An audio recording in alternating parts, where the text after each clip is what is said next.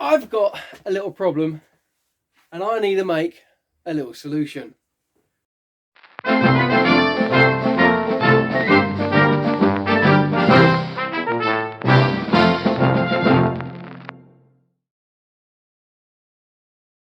I've got some steps in my garden. I've got what's known as a 2-tier or 3-tier garden where you get different levels.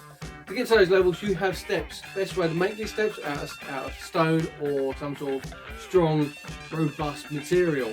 Now, as a parent, also watching my little boy going up and down that always fills me with fear. So I'm going to show you what I've done to rectify that problem. Hopefully in a very easy, simple manner for you guys to follow. So please watch it all the way through. You never know, you might pick up some more ideas.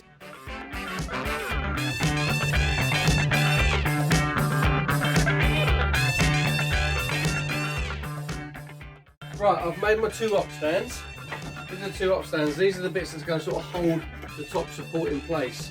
These bits are very important. Instead of having like 2 bits next to one another with a bit going along to the top, it's going to be rather rickety. So this bit I'll actually secure just underneath that. Obviously once I've made the top support, that'll secure into there and that'll basically just stop it all from flexing.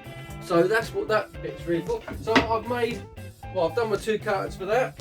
I've made a little jig there. This gives me the angle of the handrail, or which I want to be in relation to this. So when I marry it up to there, I know that's the angle of my handrail. So that's the bit which I'm going to get on with next to make.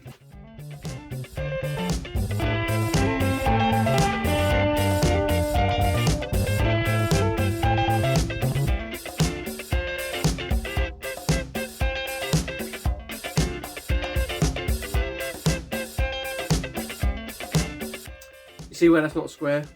Well, obviously you don't want it square, because the whole point of it is when you get something like that at that angle, this is the angle you want that to be, so when you actually put it all together you don't see a horrible little mark underneath. That's the only reason why I do that. It just finishes it off. Let's give it a little tiny like bits of finishing off details.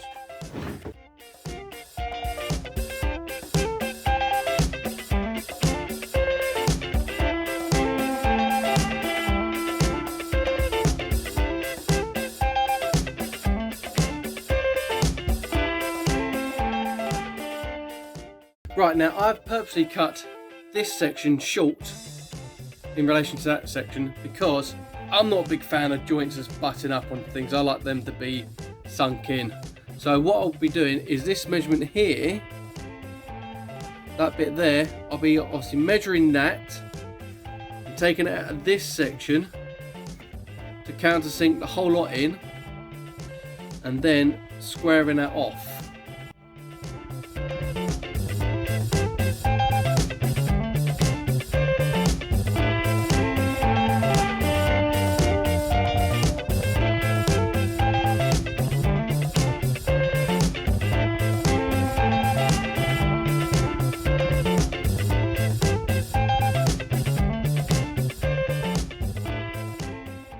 Right, now that's done, I'm going to put a couple of fixings just in this top section here. Obviously it's going through just to anchor that all together. I'm going to do the same here, and then once that's all done, I'm going to cut off holes on the underside so I can then fit my top plate, the actual handrail itself.